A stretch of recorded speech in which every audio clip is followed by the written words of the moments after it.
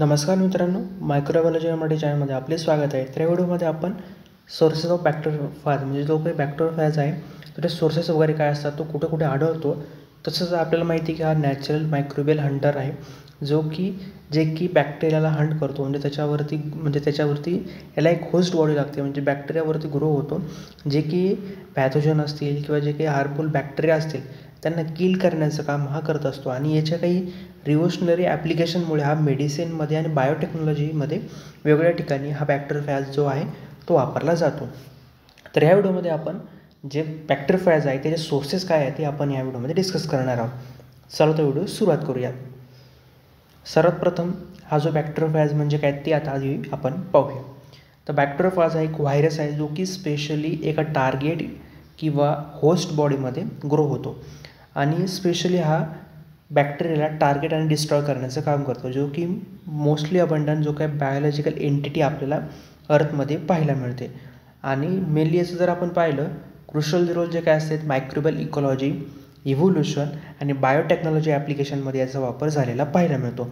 हा आणि मायक्रोस्कोपिक जो काही हंटर आहे, जो की ॲज अ सोल्युशन म्हणून अँटीबायोटिक रेजिस्टन्स जे काही इन्फेक्शन आहे किंवा फूड सेफ्टी आहे किंवा एन्व्हायरमेंटल क्लीनअपमध्ये याचा वापर केला जातो, जेणेकरून याचं जे कॅरेक्टरायझेशन असेल किंवा डिस्कवरी आहे, वेगवेगळे त्याचं जे ॲप्लिकेशन आहे त्याच्यामुळे वेगवेगळ्या फील्डमध्ये हा वापरला जातो.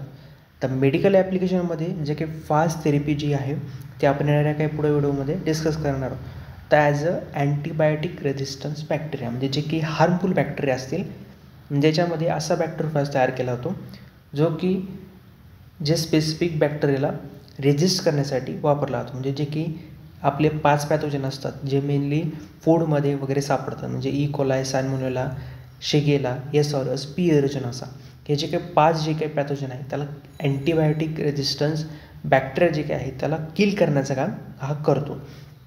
फूड सेफ्टीमध्ये जर आपण पाहिलं, पॅथोजन कंट्रोल मी आत्ता जेवढे पण नाव सांगितले, ई कोलाय, सॅल्मोनेला, शिगेला, येसॉरियस आणि पी एरिजिनस हे फूडमध्ये सापडणारे जास्त प्रमाणामध्ये, आणि बॅसिलस सिरस जो की भातामध्ये सापडतो.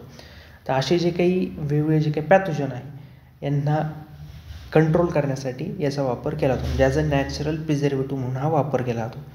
एन्व्हायरमेंटलमध्ये जे काही बायोरेमिडिएशन असेल किंवा वेस्ट ट्रीटमेंट असेल त्याच्यामध्ये सुद्धा बॅक्टेरियोफॅजचा वापर केला जातो. त्याच्यानंतर आता आपण त्याचे वेगवेगळे सोर्सेस बघूया. पहिला आहे मराईन एन्व्हायरमेंट. मराईन एन्व्हायरमेंटमध्ये हा आपल्याला जास्त प्रमाणामध्ये लार्जेस्ट रिझर्वेअर आपल्याला पाहायला मिळतं, जे की त्याची जी रेंज आहे किंवा कॉन्सन्ट्रेशन आहे ते 10 million particle per millimetre of sea वॉटरमध्ये आपल्याला पाहायला मिळतो.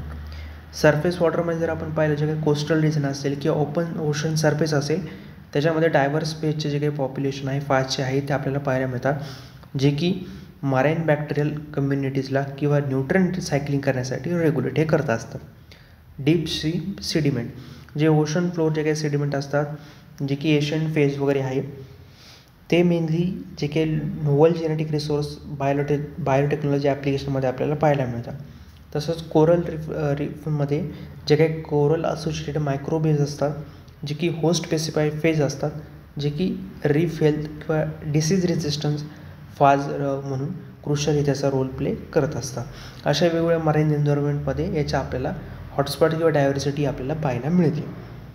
त्याच्यानंतर सॉईलमध्ये जर विचार केला, सॉईलचं जे काही ॲग्रिकल्चर जे काय आहे किंवा फॉरेस्ट जे काय आहेत किंवा वेगवेगळे जे काही ग्रासलँड आहे त्याच्यामध्ये आपल्याला डिस्टिंक्ट फाजचे जे काही कम्युनिटीज आहे त्या ॲडॉप्टेड झालेल्या किंवा स्पेसिफिक बॅक्टेरियाला किंवा त्याचं पूर्णपणे जे काही किल करायला किंवा डिस्ट्रॉय करायला याचा वापर केला जातो. म्हणजे ॲग्रिकल्चरमध्ये आपला स्पेशली ॲग्रिकल्चर रेसिड्यू किंवा ॲग्रिकल्चर फील्डमध्ये किंवा फॉरेस्टमध्ये आपल्याला हा त्याचं रिझर्वे किंवा त्याचं थेरपेटिक पोटेन्शियल आपल्याला पाहायला मिळतं.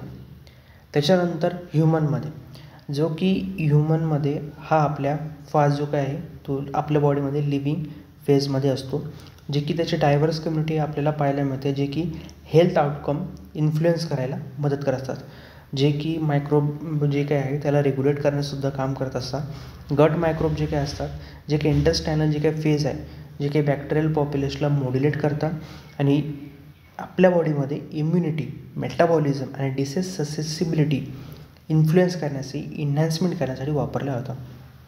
तसंच रेस्पिरेटरी ट्रॅकमध्ये लंग ॲसोसिएटेड जे काही फाज असतात ते की मायक्रोवेल जे काही बॅलन्स आहे त्याला मेंटेन करतात, तसंच रिस्पिरेटरी इन्फेक्शनपासून प्रोटेक्ट करण्याचं काम आपल्याला करतात. स्किन सर्फेसवरती जे काही फाजेस वगैरे असतात ते मेनली स्किन हेल्थला कंट्रोल करण्यासाठी, म्हणजे जे काही पॅथोजेनिक बॅक्टेरिया आहे त्याच्यापासून कंट्रोल करण्यासाठी किंवा जे बेनिफिशियल मायक्रोब्स आहे त्याला सपोर्ट करण्यासाठी काम करतो. ओरल ॲक्टिव्हिटीमध्ये जे काही डेंटल हेल्थ असेल त्याला इन्फ्लुएन्स करतं किंवा जे बायोफिल्म फॉर्मेशन होते त्याला प्रिव्हेंट करतं, जे की कॅव्हिटीज आणि गम डिसीजसाठी असोशिएट असतं त्याला बायोफिल्म फॉर्मेशनला प्रिव्हेंट करण्याचं काम फाजेस हा करत असतो. आपल्या ह्युमनमध्ये अशा वेगवेगळ्या ठिकाणी हा बॅक्टेरियोफाज हा प्रेझेंट असतो. तसंच ॲग्रिकल्चर सेटिंगमध्ये, फूड प्रोसेसिंग फॅसिलिटीजमध्ये, म्हणजे क्रॉप यील्डमध्ये जे काही आहे त्याच्यामध्ये जे काही स्पेसिफिक प्लांट पॅथोजनला टार्गेट करतो, तसंच as a bio control solution म्हणून हा वापरला जाऊ शकतो, जे की फार्मिंग प्रॅक्टिस जी आहे त्याच्यामध्ये सस्टेनेबल हा आपल्याला पाहायला मिळतो. फूड प्रोसेसिंगमध्ये जे काही इफेक्टिव्ह फूडबॉर्न जे काही पॅथोजन असतात, म्हणजे सॅल्मोनेला, इकोला, म्हणजे मला जेवढे पण नाव सांगितले मागाशी, ते जे काही फूडबॉर्न जे काही पॅथोजन आहे त्याला इफेक्टिवली त्याला किल करण्यासाठी किंवा त्याचं डिस्ट्रॉय करण्यासाठी वापरला जातो. तसंच लिव्हस्टॉक ऑपरेशनमध्ये वेगवेगळे जे काही ॲनिमल हजबंडरी जे काही फॅसिलिटीज असतात, म्हणजे व्हेटरनरी पॅथोजन वगैरे असतील किंवा अँटीबायोटिक रेजिस्टंट बॅक्टेरिया असतील त्याला टार्गेट करून त्याला किल करण्याचं काम हा करत असतो. म्हणजे हा ॲज अ फूड सेफ्टी म्हणून आहे किंवा सस्टेनेबल ॲग्रिकल्चरमध्ये याचा आपल्याला कमर्शियली वापर झालेला पाहायला मिळतो. तर या व्हिडिओमध्ये आपण जे काही फाज आहे त्याचं कुठं सोर्सेस आहे ते आपण डिस्कस केलं. तर पुढच्या व्हिडिओमध्ये आपण त्याचं आयसोलेशन, इन्युमरेशन हे एका वेगवेगळ्या जे काही व्हिडिओमध्ये डिस्कस करणार आहोत. जे बॅक्टेरियोफाजचं आपण आयसोलेशन कसं करू शकतो, त्याचा अजून वेगवेगळी जे काही फाज थेरपी आहे तीसुद्धा आपण डिस्कस करणार आहोत. तर तुम्हाला माझा व्हिडिओ इम्पॉर्टंट वाटला असेल नक्की व्हिडिओ लाईक करा, चॅनल सबस्क्राईब करायला विसरू नका. चला भेटूया पुढच्या व्हिडिओमध्ये.